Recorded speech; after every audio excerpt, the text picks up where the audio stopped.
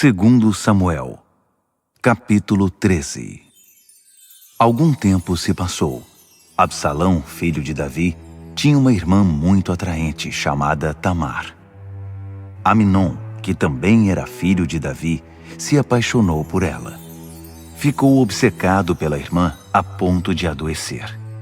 Ela era virgem e ele não sabia como se aproximar dela. Amnon tinha um amigo, Jonadab, filho de Simeia, irmão de Davi, e ele era muito astuto. Ele perguntou a Amnon: "Por que você está definhando dia a dia, filho do rei? Não vai me dizer o que o perturba?" Amnon respondeu: "É Tamar, irmã do meu irmão Absalão. Estou apaixonado por ela." Jonadab sugeriu: "Faça o seguinte, vá para a cama e finja estar doente.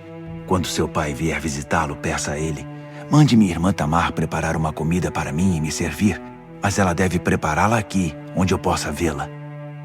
Amnon foi para a cama e fingiu estar doente. Quando o rei foi visitá-lo, Amnon pediu: "Mande minha irmã Tamar preparar alguns bolos aqui, onde eu possa vê-la e ser servido por ela." Davi mandou o recado para Tamar, que estava em casa naqueles dias: "Vá à casa de seu irmão Amnon e prepare algo para ele comer." Tamar foi para a casa de seu irmão Amnon, na qual ele estava deitado. Ela fez a massa, preparou os bolos e os assou, enquanto ele a observava de sua cama. Mas quando ela trouxe a assadeira para servi-lo, ele não quis comer.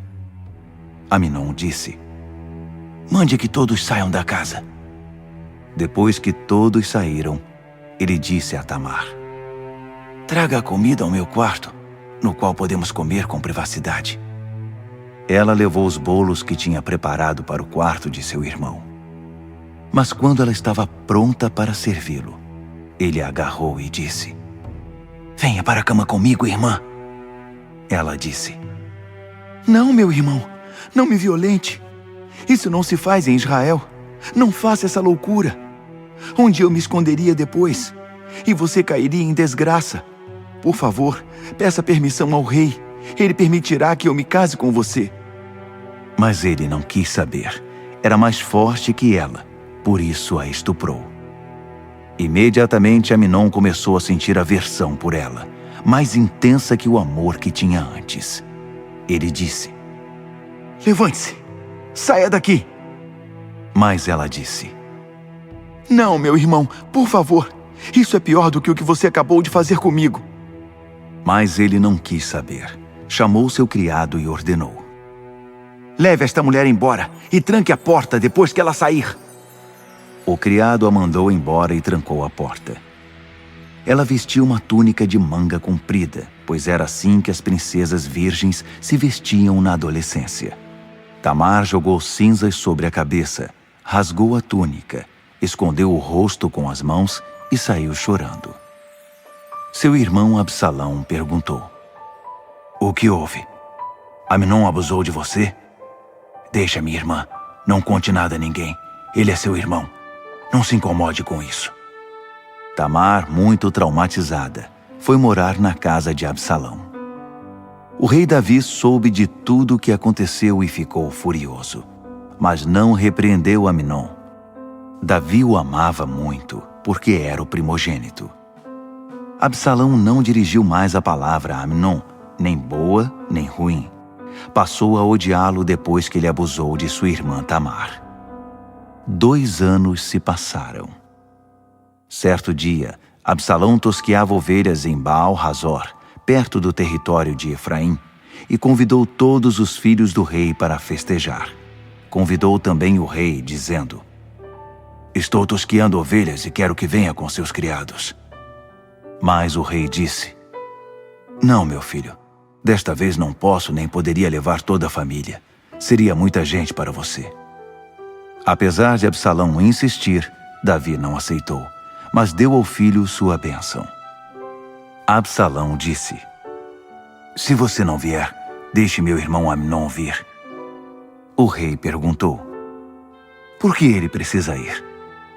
Absalão tanto insistiu que o rei concordou e permitiu que Amnon e os demais filhos do rei fossem festejar com ele. Absalão preparou um banquete à altura do rei e orientou seus criados. Fiquem atentos. Quando Amnon tiver bebido bastante e estiver alegre e eu disser, matem Amnon, vocês o matarão sem piedade. Não tenham medo. A responsabilidade é minha. Coragem. Vocês vão conseguir. Os criados de Absalão fizeram a Amnon exatamente o que o seu senhor tinha determinado. Os outros filhos do rei, assustados, montaram em suas mulas e sumiram. Estavam ainda a caminho quando o rei ouviu os rumores. Absalão acabou de matar todos os filhos do rei! Não sobrou nenhum! O rei imediatamente rasgou as próprias roupas e jogou-se ao chão. Todos os que presenciaram a cena fizeram o mesmo. Nesse momento, Jonadab, filho de Simeia, irmão de Davi, chegou e explicou. Meu senhor não precisa se preocupar, pois todos os filhos do rei estão vivos. Apenas Amnon foi morto. Isso aconteceu porque Absalão estava furioso desde que Amnon abusou de sua irmã Tamar. Então, meu senhor o rei não precisa imaginar o pior, achando que todos os seus filhos morreram. Repito, apenas Amnon morreu. Depois disso, Absalão fugiu. Naquele momento, a sentinela viu uma nuvem de poeira subindo da estrada de Horonaim, na encosta da montanha. Ele contou ao rei. Acabei de ver um grupo na estrada de Horonaim, em torno da montanha. Então Jonadab disse ao rei. Veja, são os filhos do rei voltando, como eu disse. Logo que ele terminou de falar, os filhos do rei entraram, chorando desesperadamente. O rei e todos os seus criados se juntaram a eles e choraram muito. Davi ficou de luto muito tempo pela morte de seu filho. Depois de fugir, Absalão pediu asilo a Talmai, filho de Amiúde, rei de Gesur. Ficou ali 3 anos. O rei finalmente desistiu de perseguir Absalão, pois já tinha se consolado pela morte de Amnon. Deuteronômio, capítulo 30. Vou dizer o que acontecerá. Quando vocês estiverem entre as nações pelas quais o Eterno os espalhou, e as bênçãos e maldições tiverem se cumprido, exatamente como expliquei aqui, e vocês e seus filhos as levarem a sério, e retornarem para o Eterno, seu Deus, e obedecerem de todo o coração a todos os mandamentos que hoje estou transmitindo, o Eterno restituirá tudo o que vocês perderam. Ele terá compaixão de vocês e os recolherá de todos os lugares por onde estiverem espalhados. Não importa onde estiverem, o Eterno tirará vocês de lá e os trará de volta à terra de seus antepassados. Ela será sua novamente. Ele dará a vocês uma vida longa e agradável e os tornará ainda mais numerosos que seus antepassados. O Eterno renovará o coração de vocês e de seus filhos, e os deixará livres para amar ao Eterno, o seu Deus, de todo o coração, e para viver de verdade. O Eterno fará cair todas aquelas maldições sobre os inimigos que, movidos pelo ódio, oprimiram e perseguiram vocês. Vocês terão um novo começo, sendo obedientes ao Eterno, e cumprindo todos os seus mandamentos que estou transmitindo hoje. O Eterno, o seu Deus, se empenhará para que tudo vá bem com vocês, seus filhos, as crias dos seus rebanhos e as colheitas da terra, para que vocês tenham uma vida agradável. Sim, Ele terá prazer em vocês novamente e fará que tudo dê certo para vocês, assim como tinha prazer no bem-estar de seus antepassados. Mas isso só acontecerá se vocês derem ouvidos ao Eterno, seu Deus, e cumprirem os mandamentos e regulamentos escritos no livro da Revelação. Nada de fazer as coisas com o coração dividido. Vocês devem se dedicar ao Eterno de todo o coração, sem reserva alguma. Os mandamentos que estou transmitindo hoje não são pesados, não estão fora do alcance de vocês, não estão situados no cume de um monte, Não será necessário contratar alpinistas para escalar o monte e trazê-los para o nível de vocês. Para colocá-los em prática, não há necessidade de muita explicação. Eles não estão do outro lado do oceano. Não será preciso enviar marinheiros para buscá-los, isto é, não carecem de estudo exaustivo antes de serem postos em prática. Não. A palavra está aqui e agora, tão próxima quanto a língua da boca e o coração do peito. Basta pôr em prática o que ouviram. Vejam o que eu fiz por vocês hoje. Pus diante de vocês a vida e o bem, a morte e o mal. E ordeno hoje: amem ao Eterno, seu Deus. Andem em seus caminhos. Cumpram seus mandamentos, regulamentos e decretos, para que vocês vivam de verdade e tenham uma vida próspera e abençoada pelo Eterno, na terra que daqui a pouco vão conquistar. Mas faço uma advertência: se vocês mudarem seu coração, se recusarem a obedecer e se desviarem obstinadamente para servir e adorar outros deuses, vocês certamente morrerão. Terão vida curta na terra do outro lado do Jordão, na qual estão entrando e da qual estão prestes a tomar posse. Hoje, conclamo os céus e a terra como testemunhas. Ponho diante de vocês a vida e a morte, a bênção e a maldição. Escolham a vida para que vocês e seus filhos vivam e amem ao Eterno, seu Deus. Sejam obedientes e apeguem-se a Ele com firmeza. Ele é a própria vida de vocês, uma vida longa, estabelecida no solo que Ele prometeu a seus antepassados, Abraão, Isaque e Jacó. Segundo Samuel, capítulo 15. Com o passar do tempo, Absalão adquiriu um carro, cavalos e 50 guarda-costas. Toda manhã, ele se posicionava na estrada perto da entrada da cidade. Sempre que alguém aparecia com uma questão para o rei resolver, Absalão o chamava e dizia: "De onde você vem?" A pessoa respondia: "Sou de tal tribo de Israel." Então Absalão dizia: "Sua causa é justa, mas o rei não dará atenção." E dizia ainda: "Por que ninguém me constituiu juiz desta nação? Qualquer pessoa poderia trazer sua causa e eu a resolveria de maneira justa e transparente." Sempre que alguém o tratava com reverência, ele não se afetava. Tratava a pessoa como igual, com abraço e beijo.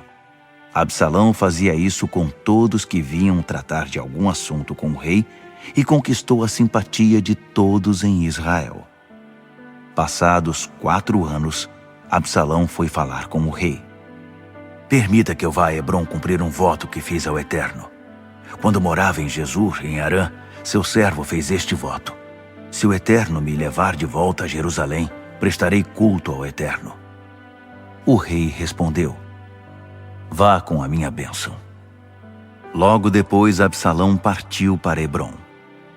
Mas nesse meio tempo, Absalão tinha enviado em segredo mensageiros por todas as tribos de Israel com esta mensagem: "Quando vocês ouvirem o som de trombetas, gritem: Absalão é rei em Hebrom." 200 homens de Jerusalém acompanharam Absalão, mas tinham sido convocados sem saber de nada, agiam na inocência. Enquanto oferecia sacrifícios, Absalão conseguiu envolver Aitofel de Gilo, conselheiro de Davi, e tirá-lo de sua cidade. A conspiração tomou força, e o número dos seguidores de Absalão aumentou. Alguém veio dizer a Davi: "Toda a nação está seguindo Absalão."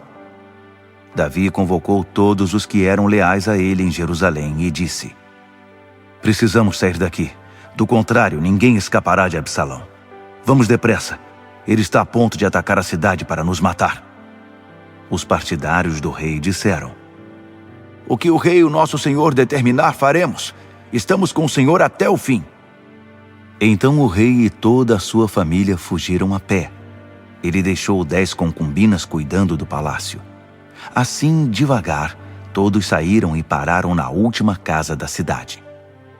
Todos os soldados desfilaram diante dele. Todos os queretitas, os peletitas e os 600 que tinham vindo com ele de Gate. O rei chamou Itai de Gate e disse: "O que você está fazendo aqui? Volte para o rei Absalão. Você é estrangeiro aqui, recém-chegado de seu país. Eu não arriscaria levar você, uma vez que eu mesmo não tenho lugar certo para ficar.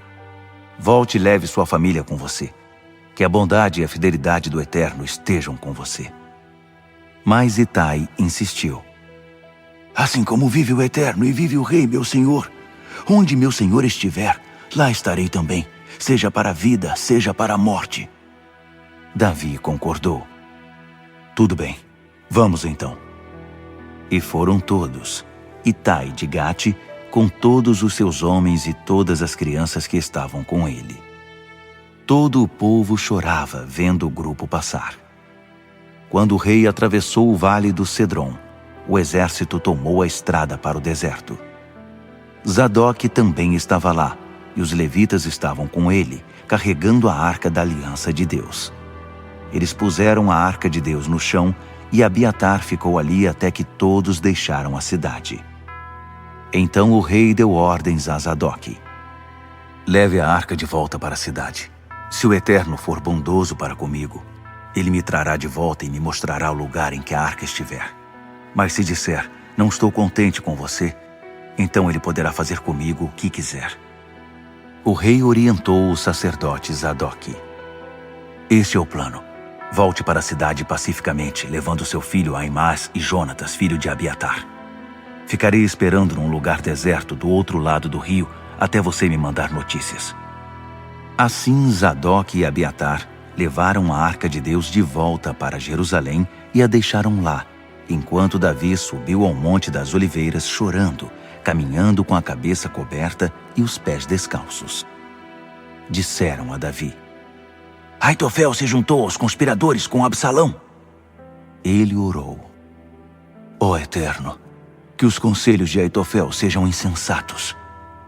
Quando Davi se aproximava do topo da montanha, na qual se costumava adorar a Deus, o arquita Husai, com roupas rasgadas e terra sobre a cabeça, estava aguardando.